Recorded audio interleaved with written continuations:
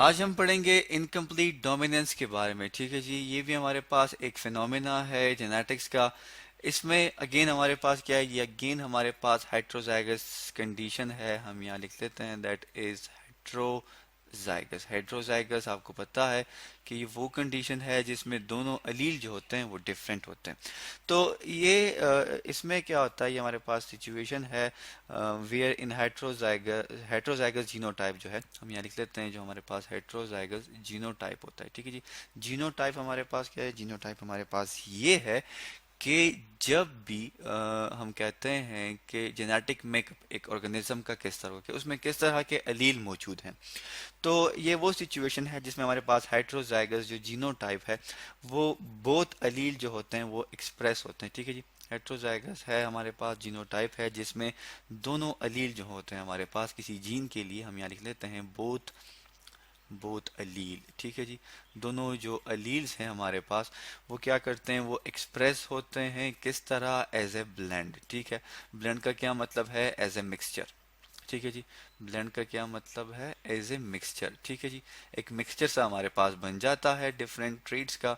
तो उसमें क्या होता है जी, उसमें ये होता है कि कोई भी अलील जो है ना वो डोमिनेंट होता है और ना कोई दूसरा रिसेसिव होता है। तो हम यहाँ लिख देते हैं कि नाइदर, ठीक है जी, नाइदर, ये हमने लिख लिया, neither Aleel is dominant, neither Aleel is dominant, हम यहाँ लिख लेते हैं दैट इज डोमिनेंट। ठीक है, ओवर द अदर। ठीक है, दूसरे के ऊपर या दूसरे पर कोई अलील डोमिनेट नहीं करता।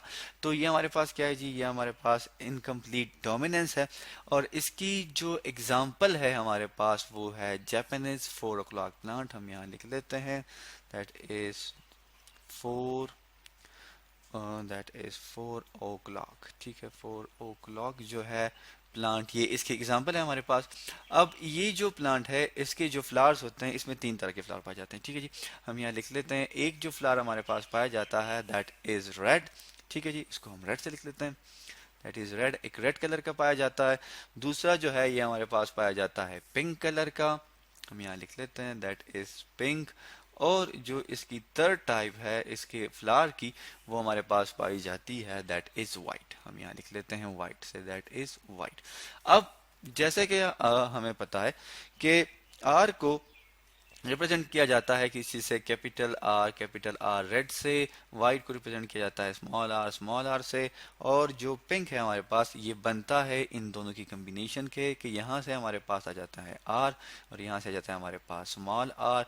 दोनों जब आपस में मिलते हैं तो हमारे पास क्या बनती है, that is capital R small R, जो कि क्या है हमारे पास, जो कि पिंक कलर का है। ठीक है जी, अब इसमें आप देख सकते हैं कि हमारे पास जो है दोनों क्या है, ट्रू ब्रीडिंग, ट्रू ब्रीड हमारे यूज कर रहे हैं, दोनों होमोजाइगस हैं, ये भी होमोजाइगस है। और वाइट और रेड दोनों जो हमारे पास हैं ये होमोजाइगस है।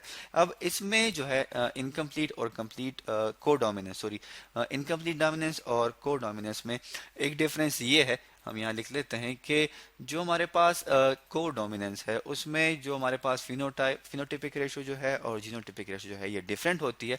लेकिन इनकम्प्लीट डोमिनेंस में हमारे पास फिनोटिपिक रेशो, हम यहाँ लिख लेते हैं दैट इज फिनोटिपिक रेशो। ठीक है, कि फिजिकल अपीयरेंस जो है वो किस तरह है एक ऑर्गेनिज्म की, ये बिल्कुल सेम होती है किस तरह, जीनोटिपिक रेशो की तरह, दैट इज जीनोटिपिक रेशो। ठीक है जी, और इसके अलावा जो है हम अगर बात करें अलीलिक फ्रीक्वेंसी की, तो अलीलिक फ्रीक्वेंसी जो हमारे पास होती है किस चीज़ में, इस इनकम्प्लीट डोमिनेंस में, वो हमारे पास होती है 60% टू 40%। ठीक है जी, मतलब ये है कि वो कलर जो है ये एक मिक्सचर सा बन जाता है। इसके अलावा फिर अगर हम देखें ये जो हमारे पास पिंक कलर आ जाता है जो कि हमारे पास F1 जनरेशन बन जाती है, जो कि ये है हमारे पास दैट इज F1 जनरेशन।